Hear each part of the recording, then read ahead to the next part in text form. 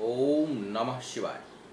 मैं हूं ज्योतिष पंडित दीपक दुबे और उपस्थित हूं आपके साथ इस सप्ताह अर्थात 3 जुलाई से लेकर 9 जुलाई का राशिफल लेकर। मैं अपने हर वीडियो में कहता हूं कि मेरा जो राशिफल है वह सामान्य आधार पर है, इसको अंतिम ना माना करें और कोई विशेष परिस्थिति हो तो अपनी कुंडली का विश्लेषण करा लें।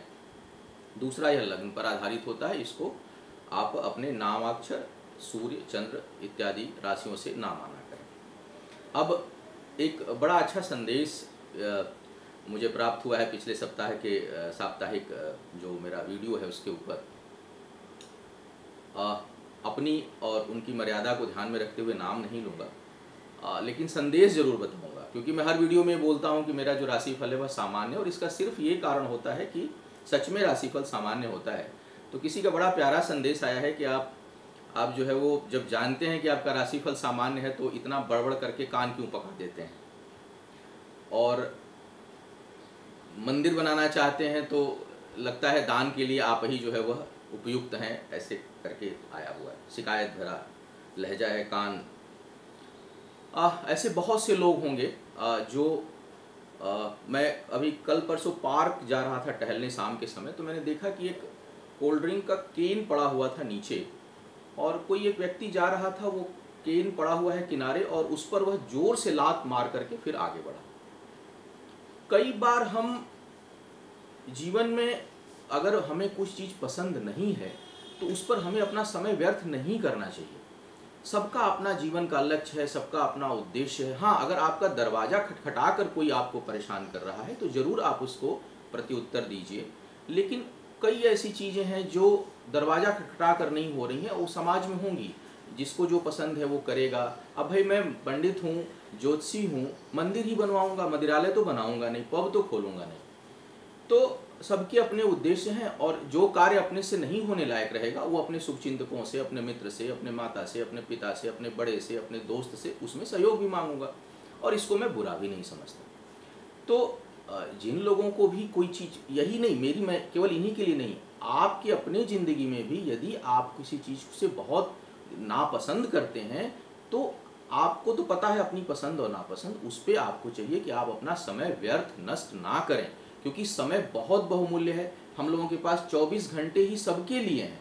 उसी में कोई बिल गेट बन जाता है, कोई डोनाल्ड ट्रंप बन जाता है, कोई नरेंद्र मोदी बन जाता है, कोई दाऊद इब्राहिम भी बन जाता है। उसी में उसी 8 घंटे में कोई रिक्शा चला करके 200 रुपये कमा रहा है। उसी 8 घंटे में कोई जो है वह बड़ी बड़ी कंपनियां खोल करके करोड़ों रुपए कमा रहा है।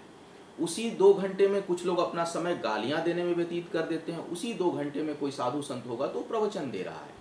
उसी 8 घंटे में कोई प्रोफेसर है तो वो शिक्षा दे रहा है। उसी 8 घंटे में कहीं मंदिरालय है तो लोग बैठ के शराब पी रहे हैं। आप अपने चॉइस, अपने पसंद के अनुसार जो चीज़ें हैं उस पर आप अपना समय लगाएं, जिससे आप उसमें तरक्की कर सकें। यदि आप गृहिणी हैं, चूँकि महिला ही हैं जिन्होंने संदेश मुझे भेजा है, तो आप केवल गृहिणी हैं तो आप अपने घर को अच्छा बनाइए, उसको सुंदर करिए, संवारिए, बढ़िया बनाइए। जैसे मैं पंडित हूँ तो मैं मंदिर बना रहा हूँ, भगवान का मंदिर बना रहा हूँ, मैं पूजा करूँगा, मैं शुभ चीज़ें बोलूँगा, मैं ज्योतिषी हूँ तो मैं वान करूँगा। यदि आप डॉक्टर हैं तो आप एक अस्पताल खोलिए, वहाँ जहाँ ज़रूरत हो वहाँ मदद भी लीजिए, किसी की मदद भी करिए, कहीं पैसा भी लीजिए, क्योंकि यह प्रोफेशन है। और कहीं आप शिक्षक हैं तो स्कूल खोलिए, उसमें कोई बुराई नहीं है। कोचिंग खोलिए, सेंटर खोलिए, लोगों को पढ़ाइए, ज्ञान दीजिए, पैसा भी लीजिए। तो जो आपका कार्य है उसको आप खुले दिल से करिए, और जो चीज़ हमें पसंद नहीं है उस पर आपको चाहिए कि आप अपना समय नष्ट ना करें, क्योंकि आपके पास बहुत गिना चुना समय है और इस समय का आपको सार्थकता लेनी है। तो यह संदेश मुझे सभी लोगों के लिए है कि मेरा राशिफल हो या कोई गाना हो, कोई म्यूज़िक हो, कोई कहीं डांस हो कहीं, और अनावश्यक खाली पड़े केन पर क्यों लात मार रहे हैं? आपकी एनर्जी खराब हो रही है। ये मानसिकता दर्शाती है कि हमारे अंदर अनावश्यक किसी से लड़ने की प्रवृत्ति है। जो मुझसे बात डायरेक्ट नहीं भी कर रहा है, मुझसे भी लड़ सकते हैं। तो इसका मतलब कि हम अपने जीवन को गलत दिशा में ले जा रहे हैं, हम अपने जीवन का दुरुपयोग कर रहे हैं, समय का दुरुपयोग कर रहे हैं, अपनी ऊर्जा का दुरुपयोग कर रहे हैं। बचिए इससे। आप चाहे किसी भी लाइन में हो, किसी भी क्षेत्र में हो, आपको चाहिए कि आप अपने पसंद नापसंद को जानें, उसके अनुसार आप अपने समय को दें, ताकि आपका जो पसंद हो, जिस क्षेत्र में आप जाना चाहते हैं उसमें आप अपने समय का सही सदुपयोग कर पाएँ। तो ये संदेश आप सभी के लिए था।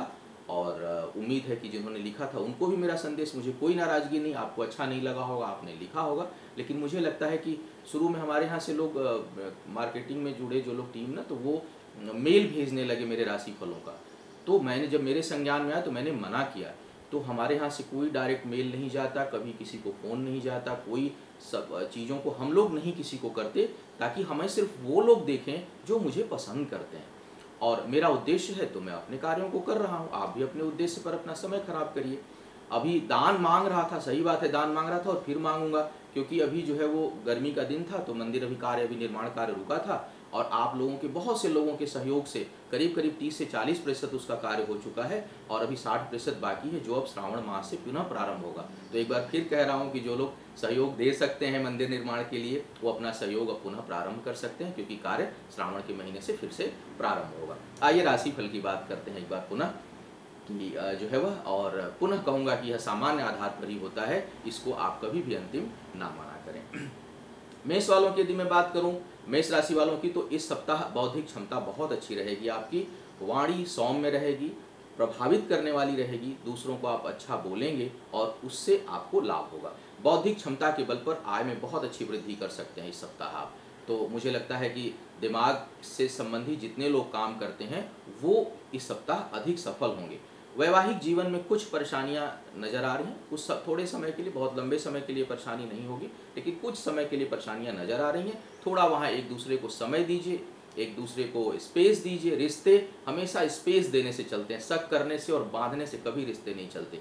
रिश्तों को जितना उन्मुक्त छोड़ेंगे उतना ज़्यादा घनिष्ठता बढ़ेगी, उतना ज़्यादा विश्वास बढ़ेगा। तो कहीं रिश्तों में कुछ कमी आएगी। छिद्रान्वेषण नहीं करना चाहिए, छोटी छोटी बात पर कमेंट नहीं करना चाहिए। इस चीज़ को आप ध्यान रखें एक दूसरे के साथ रिश्ते में, तो आपका रिश्ता बहुत अच्छा चलेगा। संपत्ति के दृष्टिकोण से यदि देखूं तो यह बहुत ही अच्छा सप्ताह है। वाहन आपको, गाड़ी आपकी कहीं धोखा दे सकती है इस सप्ताह में, थोड़ा गाड़ी को घर से निकलने से पहले जांच लीजिए। वाहन संबंधी कुछ परेशानी, कुछ कष्ट दिखाई दे रहा है इस सप्ताह में। वृषभ वालों की यदि मैं बात करूं तो भौतिक सुख सुविधाओं में बहुत अच्छी वृद्धि का योग है इस सप्ताह आपके लिए, अर्थात कुछ लग्जरियस चीज़ें खरीदेंगे या उसका उपभोग करेंगे। कई बार हमारे पास अच्छी चीज़ें होती हैं, लेकिन हम, जैसे परफ्यूम पड़ा रहता है, बहुत हम नहीं लगा पाते, बहुत अच्छे कपड़े रखे हैं लेकिन ओकेज़न नहीं आता कि हम उसे पहने। तो उसी प्रकार गाड़ी बड़ी अच्छी है, लेकिन हो सकता है रोज़ आप ड्राइव ना कर पाते हो अपनी गाड़ी, लेकिन इस सप्ताह कुछ ऐसा बन रहा है कि अच्छी चीज़ों का आप सदुपयोग करेंगे, प्रयोग करेंगे। संतान और शिक्षा के क्षेत्र में कुछ समस्या उत्पन्न हो सकती है, वहाँ थोड़ा आपको विशेष ध्यान देने की आवश्यकता है। बिना वजह के खर्च भी होंगे कहीं, तो अनावश्यक चीज़ों से तो वैसे भी बचना चाहिए। कई बार मैं देखता हूँ कि बजट कम होता है लेकिन बहुत बड़ा खर्च पाल लेते हैं हम, तो थोड़ा उस पर नियंत्रण रखेंगे तो जो है आप प्रसन्न रहेंगे, खुश रहेंगे, दुख को दावत नहीं देंगे।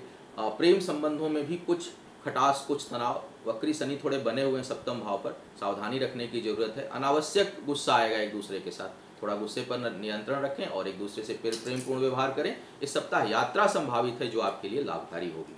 मिथुन वालों की यदि मैं बात करूं तो यह सप्ताह थोड़ा फ्लक्चुएशन देगा, कुछ उतार चढ़ाव रहेगा, कुछ मुझे लगता है कहीं ऊपर नीचे अस्थिरता रहेगा इस सप्ताह। यदि मैं सामान्य भाषा में कहूँ तो स्टेबिलिटी नहीं रहेगी। काम और व्यवसाय में कुछ हानि का योग बन रहा है, कहीं कुछ नुकसान हो सकता है, थोड़ा सतर्क रहिएगा। अंतिम भाग इस सप्ताह का कुछ बेहतर जाएगा, उसमें कुछ आप बेहतर परिणाम ले पाएंगे। जो भी मेहनत करेंगे, परिश्रम करेंगे, उसका लाभ मिलेगा, वो निरर्थक नहीं जाएगा और निर्णय जो है वो सार्थक होंगे। लेकिन यह मुझे लगता है कि थर्सडे के बाद, जो फ्राइडे सैटरडे का जो लास्ट वीक है, वीक का जो लास्ट डेज है, उनमें आपको ये सब लाभ मिलेंगे। शुरू में कुछ परेशानी का योग है। नौकरी प्राप्त करने के लिए भी अंतिम समय में बहुत अच्छा योग बन रहा है इस सप्ताह में, लेकिन स्वास्थ्य और शत्रु परेशान कर सकते हैं। दोनों के प्रति यदि कोई स्वास्थ्य में संबंधी समस्या है, थोड़ा सतर्क रहिए, वो बढ़ सकता है। कोई शत्रु है तो छोटा मत समझिए। वैसे भी कहा जाता है कि शत्रु और रोग दोनों को छोटा कभी नहीं समझना चाहिए, कब हावी हो जाए कुछ नहीं कहा जा सकता। तो यदि छोटा भी हो उसको छोटे पर ही दबा दीजिए, सुखी रहेंगे।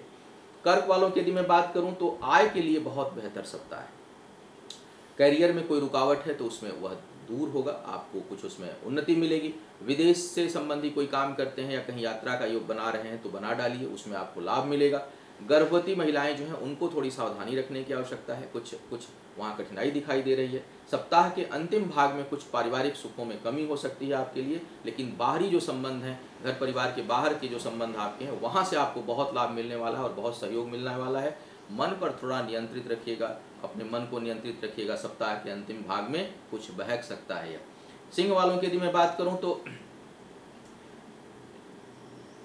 डुअल माइंडसेट रहेगा, मतलब हाँ ना ना हाँ। सिंह, और जैसे बार बार कह रहा हूँ, कई आता भी लोग, नहीं मेरी कोई दुश्मनी सिंह कर्क से नहीं है, सिंह वाले तो मेरे वैसे ही बड़े मित्र हैं। मैं सिर्फ संदेश देता हूँ कि सिंह के लोग अभी थोड़ा सा समय और ग्रहों की स्थितियाँ कुछ ऐसी बनी हुई हैं बड़े ग्रहों की जो लगातार परेशान कर रही हैं। थोड़ा सा आपका ड्यूअल माइंडसेट रहेगा, कोई बड़ा निर्णय इस सप्ताह मत लीजिएगा, बिल्कुल कोई यू टर्न मत लीजिएगा। कई बार जैसे कि होता है कि हम एकदम जॉब छोड़ के ऊब गए जॉब से करते करते, और हम बिल्कुल अब बिजनेस करना है या बिजनेस से थक गया हूँ, मुझे कोई नौकरी करनी है इस प्रकार का, या ये नौकरी अच्छी नहीं लग रही है एकदम से इसे छोड़ना है, बिना पकड़े नहीं छोड़ना है, कोई बहुत बड़ा डिसीजन नहीं लेना है। कोई परेशानी है तो 2-4 दिन की छुट्टी ले लीजिए, उस जगह से हट जाइए, शांत हो जाइए, थोड़ा घूम फिर लीजिए, मन को शांत कर लीजिए, चित्त को शांत कर लीजिए, क्योंकि अंदर हम ईश्वर के अंश हैं, ईश्वर हमारे अंदर है, तो हम परास्त कैसे हो सकते हैं? ईश्वर अंश हम हैं। तुलसीदास ने कहा ईश्वर अंश जीव अविनाशी, तो हम तो ईश्वर के अंश हैं, ईश्वर तत्व को जगाएं। कभी कभी ईश्वर ही परेशान होता है, हम भी परेशान हो जाते हैं, तो थोड़े समय के लिए कहीं घूम लीजिए, उस वातावरण को छोड़ दीजिए, दूर जाकर बहुत अच्छे से आप देख सकते हैं अपनी चीज़ों को। थोड़ा रिलैक्स हो जाइए, रेस्ट ले लीजिए ताकि आपका समय बेहतर हो। इस समय आप काम अच्छा करेंगे, पुरुषार्थ रहेगा, लेकिन कुछ आलस्य भी हावी रहेगा। आर्थिक मामलों में जैसा मैंने कहा निर्णय शक्ति अच्छी नहीं है, तो आर्थिक मामलों में थोड़ा संभल कर चलें। शिक्षा प्रतियोगिता के लिए सप्ताह अच्छा है, तो जो बच्चे हैं, स्टूडेंट हैं, जो पढ़ने वाले लोग हैं, उनके लिए यह समय जो है वह रिजल्ट ओरिएंटेड है। संतान की प्राप्ति के लिए जो लोग इच्छा कर रहे हैं वो इस समय प्रयास कर सकते हैं, उसमें सफलता मिलेगी। कन्या वालों की बात करूं तो इस समय हर काम में सफलता मिलने का आसार बन रहा है। ग्रह गोचर बहुत अच्छा इस समय चल रहा है। शिक्षा प्रतियोगिता में सफलता मिलेगी, कैरियर में सफलता मिलेगी, पदोन्नति का काफ़ी अच्छा योग दिखाई दे रहा है। नए काम करने के लिए भी यह समय कुछ उपयोगी है। कुछ अनावश्यक के खर्च इस समय हो सकते हैं, बिना अनप्लान्ड एक्सपेंडिचर दिखाई दे रहा है, जिससे कुछ आने वाले बाद में तनाव महसूस होगा। इस समय तो ऐसा कुछ योग नहीं बन रहा है। बाहरी लोगों का बहुत सहयोग मिलेगा। वैवाहिक जीवन और प्रेम संबंधों के लिए भी यह समय बहुत अच्छा है। तो कुल मिलाकर यदि मैं देखूं तो अचानक धन खर्च होने का योग इस समय आपके लिए बना हुआ है। इसके अलावा कोई बहुत नुकसानदायक सप्ताह नहीं है। सामान्य ग्रह गोचर यदि मैं देखूं तो इस समय अच्छे परिणाम आपको मिलने वाले हैं। तुला वालों की यदि मैं बात करूं तो कर्ज से मुक्ति मिलने के आसार बन रहे हैं। कर्ज यदि कोई आपका पुराना है तो वह उसे आप चुका सकते हैं, उसके लिए बहुत अच्छा योग बन रहा है। कोई नई कार्य योजना बनाते हैं, कोई नया प्रोजेक्शन करते हैं, कोई प्लान कर रहे हैं, उसमें आपको लाभ मिल सकता है। जो लोग कहीं कोई साझेदारी में काम प्रारंभ करना चाहते हैं, वैसे देखिए पुनः एक बार कहूँगा भाई, कुंडली में इस समय योग अच्छा बन रहा है, लेकिन हो सकता है आपकी परमानेंट कुंडली में 7th हाउस बहुत डिस्टर्ब हो, 10th हाउस बहुत डिस्टर्ब हो, तो ऐसे में साझेदारी का काम यदि आप करेंगे तो उसमें नुकसान होगा, या दशा अच्छी नहीं चल रही हो। लेकिन अगर सामान्य स्थिति में लग रहा है कि साझेदारी में जो लोग काम करना चाहते हैं वो कर सकते हैं। बिजनेस स्टार्ट करने जा रहे हो नया, तो कहीं परामर्श ले लें, किसी से भी पूछ लें, जो आपके लिए अच्छा लगता हो वहाँ से आप परामर्श ले लें और जान लें कि भाई कोई इसमें कोई कठिनाई तो नहीं आएगी। लेकिन सामान्य समय अच्छा है।